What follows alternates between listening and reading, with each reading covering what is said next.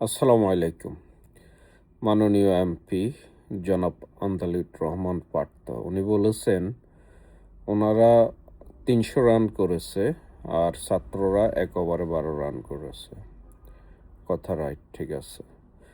আমাদের দরকার ৩০০ রান না, আমাদের দরকার যত দ্রুত ম্যাচ খতম করার। গ্যালারিতে দর্শকরা বসে আপনাদেরকে হাতে তালি দিয়ে সহযোগিতা করছে, আপনাদের মনোবল করছে, অথবা মাঝেমধ্যে গ্যালারি ভেঙে ফিল্ডে নেমে আসার চেষ্টা করেছে। আপনারা যত দ্রুত পারেন ম্যাচ শেষ করেন, কিন্তু আপনারা সেটা করেন নাই। আপনারা সমঝোতার মাধ্যমে বলে ব্যাটে শুধু টাচ করেছেন, দেখাইছেন দর্শকদেরকে যে আপনারা টাচ করতে পারেন। এরকম করে করে আপনারা গত ১৭ বছর সমঝোতার মাধ্যমে আন্দোলন করেছেন। সমঝোতার মাধ্যমে আপনারা দেশটাকে, শেখ হাসিনাকে লুটে ফুটে খুন গুম করে ক্ষমতায় রাখছেন।